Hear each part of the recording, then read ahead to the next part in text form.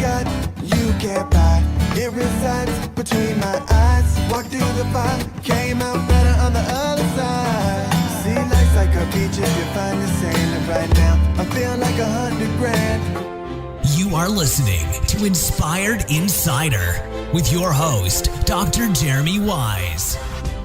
Welcome, everybody. John Corcoran here. I am the host of this show. This is a live episode, and over 10 years of hosting this show, I have had such a great privilege to talk with so many amazing, interesting individuals, from top CEOs to founders, entrepreneurs, people who've exited companies, all kinds of organizations ranging from YPO to EO, Activation Blizzard, LendingTree, OpenTable, and many more. It's really such a great pleasure to do it. Before we get started with this episode, this live episode, though, we always like giving a couple of quick shout outs to people and mentioning a few people. But in this episode, we're going to be talking about how to create great content in a podcast, something we haven't tackled before. And we'll talk about 3 different ways that you can create great content in a podcast. And we thought we'd start it out, Dr. Weisz, my guest here, my business partner, my friend, by focusing on some great content, or at least in our opinion, our humble opinions, that has been created on our podcast. So great episodes in our past podcasts that we have created. So I'll start with you, Jeremy. What are some great episodes that you've created in the past where you've just really walked away and you're like, man, that was great? And John, this will be on Inspired Insider podcast as well. So we'll put it on there.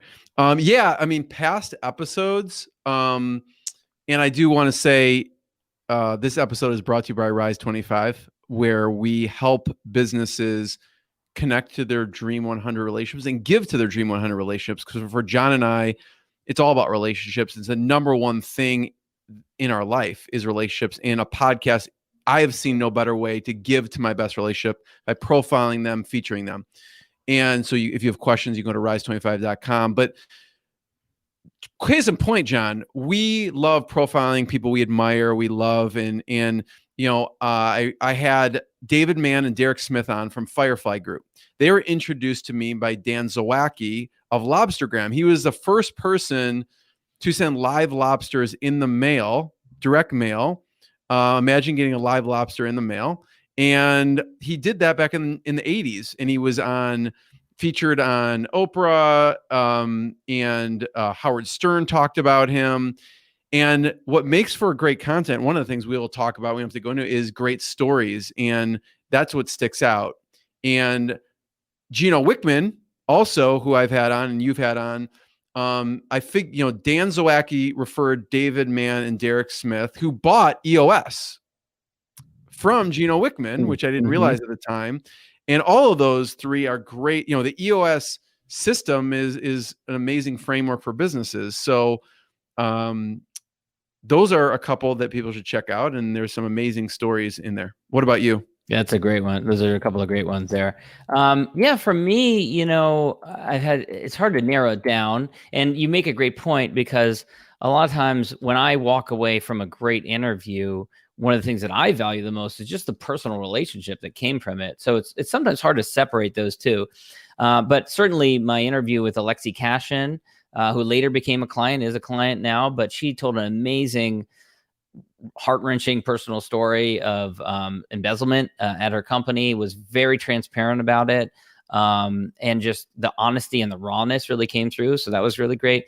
On the other end of the scale, a different type of interview, but Jason Swank, who's a mentor for you and I, talked about the challenges of building up an agency and some of the things that you need to be aware of.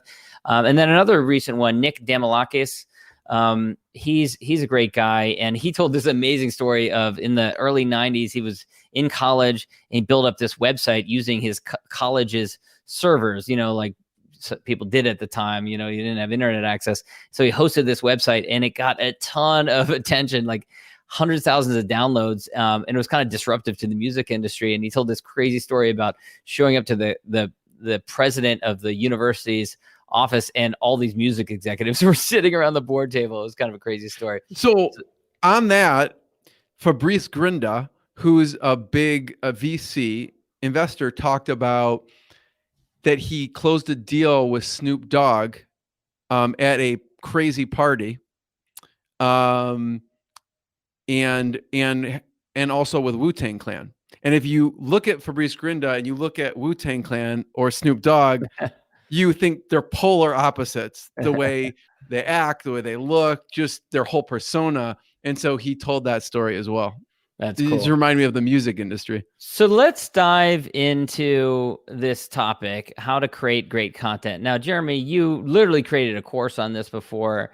I'm constantly learning from you all the time about ways to elicit great content from, in podcast episodes. Let's start with your number one tip, which is to bring in stories, because people love stories rather than advice, which is the exact opposite of what I'm doing right now. We're giving advice rather than stories, but maybe you can think of an example of a story. Actually, what we just did was a story, because we just told stories from our, the biggest thing is, and from your dad, also from movies and TV, people want stories and love stories, and they're entertaining, they're educational. So stories and examples are great. And that's why we just gave some examples of some past episodes and we didn't just say, oh, check out, the episode with Fabrice Grinda. We said, check it out with when he talked to Snoop Dogg, and Snoop Dogg was hitting a bong and they were closing a big deal. Right. And so you want to listen, or when you said Alexi Cash and embezzlement, you get drawn into the curiosity of what happened. Right. There. You don't say, on that episode, we had 17.5 stories. Go check it out. That would be not very interesting. But you've got a great tip for how to get people to tell stories, because sometimes it's not so easy. Yeah. I mean, it's going to go into the second point a little bit, and you could shortcut this by doing research. When you do research, you already know the story. Like I remember when I had Nolan Bushnell on the podcast, who is the founder of Atari. He was Steve Jobs' mentor.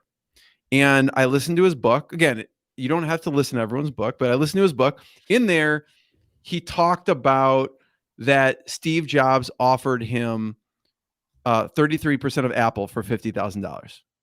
Okay. So obviously I'm going to ask him, we know he turned that down. He'd be the richest person on the planet if he took that deal. But I obviously asked him that story. So taking people to a specific point in time almost forces them to tell a story. Right. So when I took him to that conversation, he had to tell a story. If someone is on your podcast and you're engaging with them, they don't tell a story. Like, let's say you did no research, the person's not telling stories. You can take them to a specific point in time. Tell me a time when. Or if they say something like you say, Jeremy, I have had several favorite episodes. The one with Alexi Cash, I'm like, well, what was it? Well, give me an example of a story she told in that. So give me an example is another way you can get to a specific story as well. Right. And do you find that you need to prompt people beforehand? No. I mean, if you have a good story, so that goes kind of in the second one. Right. The second ways to make a really good content interview is research.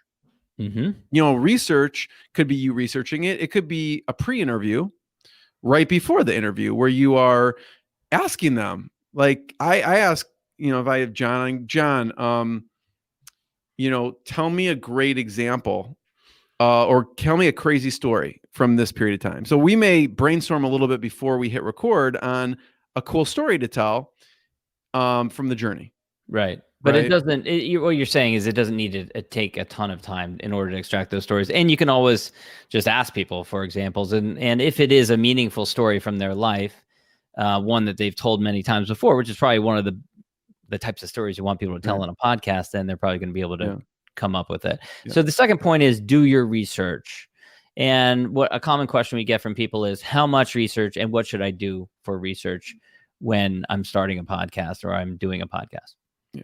I'm a terrible person to ask this question to. Of course. Okay. Right. Well, we take different approaches. I could never keep up with the amount of research that you do. There's interviews where you've done 8 to 10 hours worth of research. Oh, more than that. I mean, Wim Hof, when I had Wim Hof on, if anyone knows him, Guinness Book of Records, he's called the Iceman. He's, he has a TED Talk where he's basically submerged in ice and doing the talk, and most people would die literally from it. But I probably did 25 hours of research for that one. It was so, when you have people on that you admire and that you really are excited to have on, which you should be everyone, you almost want to do research on them. Sometimes I go overboard, with that, but you don't need to do that amount of research. Yeah. Obviously, if you look at their LinkedIn page, we were just talking, before we hit record, there's so much information. If you go to their social media, if you go to their LinkedIn, you go to their website, there's so much information there. Like, I think, if you look, I forgot who it was, but one of the podcast guests I saw on their LinkedIn, were one of 7 kids. Wow. And I was obviously going to ask them a specific question about, tell me what the dinner table was like. Give me one dinner table story with 7 kids. Right. And again, it's research to take them to tell a specific story that they probably have never told before. Yeah. Also. Or they don't get asked about it all that often. You do that extra layer of research. And you're right. There's so many social media, there's so much more information about people out these days now compared to 15 years ago, that you can find something. And if you can find that little nugget of something that you have in common or that's just as of interest to you, it can really make such a huge difference in terms of the content. There's 2 ends of the spectrum, right? There's someone you have on that there's literally nothing online about them. Maybe they have a social media, and there's someone who's published 24 books, right? Yeah. So how did I find that harder? Actually, when there's too much information on it. It is. How did you prepare? Talk about. I just interviewed someone like that who published 24 books. I had just, it was in academia. I'd published in hundreds of articles. So it was impossible to keep up on all that. I ended up finding a presentation. He had kind of like one core framework or idea or concept that he had that we focused on in the interview, and I found a webinar presentation on it, and I went through the PowerPoint presentation, which is great because it kind of dumbs it down to its main points, and I used that for the framework of the interview. And then he had also co-authored a book with a sitting Secretary of State, which is the only time that had been done. And so I thought that was really interesting. I have a background in politics, so I was interested in that. And so I asked him about that as well. So you find those things that you're interested in. I think, that kind of goes to the next point. So 1, make sure that you incorporate stories and examples in the content. Number 2, make sure you do some research that helps you do, number 1. And number 3 that we talk about is don't overthink it, right? Because the more you push, actually do interviews and do content, the better you get at it. Yeah. And that goes into kind of what you just said with how you do the research. What I do is, so I don't overthink it, I latch on to a couple things that I'm really curious about. Mm-hmm. And you can have a whole discussion, which will branch out from there, about the things you're curious about. So if you're like me and you maybe tend to overthink things, if you don't and you go with the flow, then you'll be fine, right? And but oftentimes it's the intellectuals, the heavily educated, the high fact finders that struggle with this. It's amazing to me. I remember talking to someone who, she had a law degree and an MBA, and incredibly intelligent, incredibly articulate. She was like, I don't know what I'll ask these people. I don't know what I'll talk to them about. I was like, there's so many things that you talk to people about, especially, if you own your own company or if you've ever done any kind of sales, you got to have a little bit of the gift of gab with people. And there's certain things that you come back to again and again that you take interest in and that you just kind of go to questions that you get comfortable with that you want to ask over and over again. I'm certainly that way. I have certain comfortable questions that I'm comfortable with. So yeah, I think, but that's a great point about not overthinking it, because you're not competing with 60 Minutes. You're not competing with Terry Gross. You don't have to worry about that. You can just be you and have a conversation. Yeah. And if you're curious about it, if you have a genuine curiosity, that's going to come out to the person, that's going to come out to someone listening to it, and it's going to lead to further discussion about it. And, one thing to point out, I know if you go to rise25.com, there is a courses tab where we have predictable podcast profits course. And one of the modules that we do in this course is all about this, right? So we go in great depth around the structure of the interview, what questions we recommend, what we like. We can't go over all of it now, but these are just a few kind of pieces of that. I don't know if you want to touch on anything else. Yeah, last thing I want to ask you about before we wrap things up is one of the things I love about doing a podcast is that it gives you license to ask smart people questions that you're curious about. But where do you draw the line between asking a question which is one that's for you and asking a question that's relevant for the audience? How do you decide on the difference between those two? Because I've heard lots of interviews where I'm listening to the interviewer and I'm like, man, that was a boring question. Or like, that's really just something that person's curious about. I don't think the audience is all that interested in it. You know, that's true. And by the way, I don't know if you'll like my answer to this, but I already don't like it. I preface everything with, I don't think you're gonna like my answer, but I lean more towards the be selfish, ask what you're curious about. And I've heard, and I felt the same way, John. I've listened to podcasts where someone asks, well, what are your favorite bottles of wine or something? And I personally could care less about that. Like, I'm not a wine connoisseur person, but there's going to be certain people who are attracted to that show and that interviewer because they like the guest, they like the likes of that host, and I may not be, but that's totally fine. Yeah. And people are going to be attracted more to me if I ask certain questions and you ask certain questions. So listen, we can never please everyone. So I default to, if you're curious about it, you care about it as a person, then now there's some to taking into the guest account. And I will, before some interviews, I will call up a couple friends and I'll say, hey, I have this person on. What are you curious about? And then I will merge what they're curious about with so if they say 5 things and I'm like, I could care less about like 3 of those things that you said personally, I'm going to still gravitate towards the 2 that they are curious about, but I am also curious about. So I default to, what do you care about?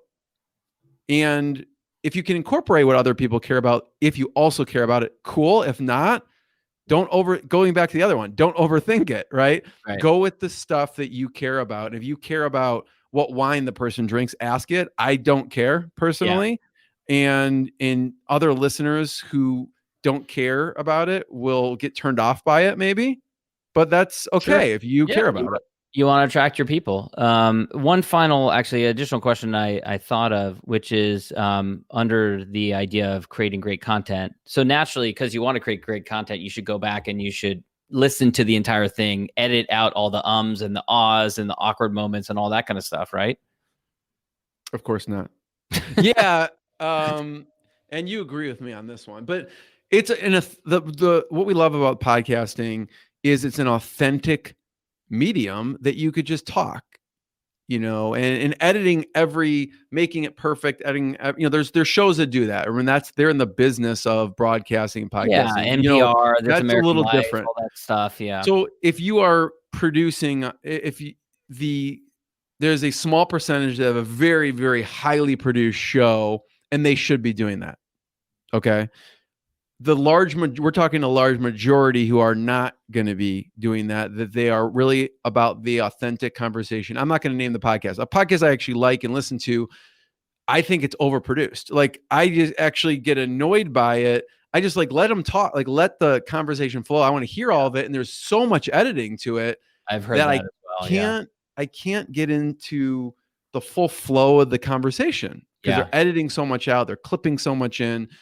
So I like just listening, almost like if I'm in the room, you're a fly in the wall, 2 people talking, and it doesn't need to be overly produced. And I think speaking as someone who's done a podcast for quite some time, the discipline of doing it does make you a better speaker. Certainly. It makes you naturally try and improve the way that you talk. I'm being very conscious of it right now, as you can tell. Well, I think Lee, my wife, listened to one of ours talking, and she's like, John's so much better than you. She's probably exact same thing my wife Nicole said, actually, the other way around, referring to you. John speaks so eloquently. Jeremy's really I nailed go, this I go, thing. thanks. You're really kind of struggling with it. So Yeah. I think certain, it goes with practice, like you said. I'd like to, and if there's anything else on this, I'd like to finish up with a question, but anything else on these Go ahead. topics? Go ahead. I wanted to talk about our best, we talk about stories and examples. We talk about research importance and just not overthinking and having curiosity. So it kind of relates to this overarching theme is what have been your favorite, if you think back at your podcasts, and we talked about some interesting ones people should check out, but what would you say if are the top 2 best stories? You don't have to tell the full story that stick out from you. Again, we've both been podcasting for probably over 10 years. What has been the top 1 or 2 stories? And I'll start since I'm putting you on the spot from your podcast. And I remember, and it's not always the most popular, most well-known guest. And I had Chris Ategeka on, and he talked about how, because the other thing I like about stories is you remember them and they're actionable because you can remember them. He talked about how both his parents died of HIV before he was forgot what it was, maybe 7 or something. And he had to take care of his siblings. He had 4 or 5 of them. And he got won a lottery to come to the US to go to college. And the first time he owned a pair of shoes was he was 18. And I remember this. He told the story where he was on the airplane. First time he's obviously ever been on an airplane to come to the US. He won this lottery to stay with the family in the US. And the lady came around handing bottles of water like they do on an airplane. And he literally thought God descended from the heavens, because the way he got water was he had to walk 5 miles, pump a well, walk 5 miles back, or whatever, however the story goes. And someone just handing him a bottle of water, stuff that we take for granted, impacted me, and immediately made me think I have to have more gratitude for the simple things that we take for granted. So anyways, sure. Yeah. What's a favorite story?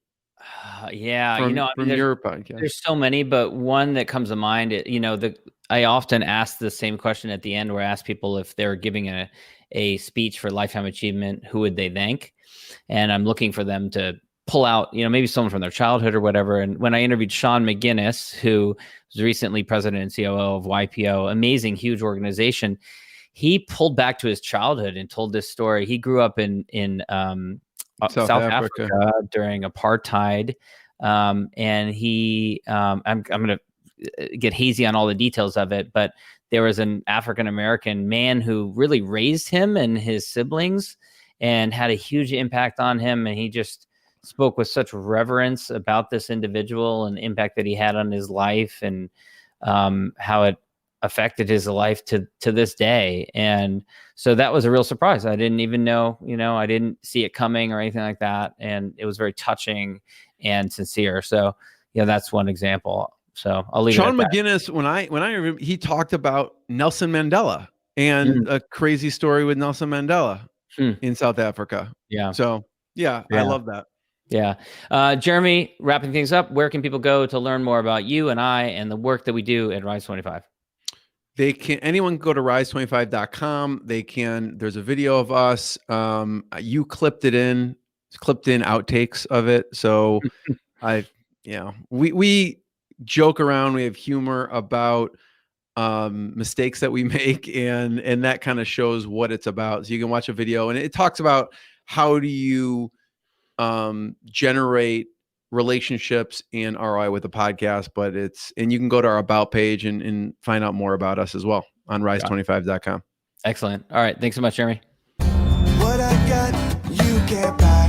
It resides between my eyes. Walked through the fire, came out better on the other side. See, life's like a beach if you find the sand. And right now, I'm feeling like $100 grand.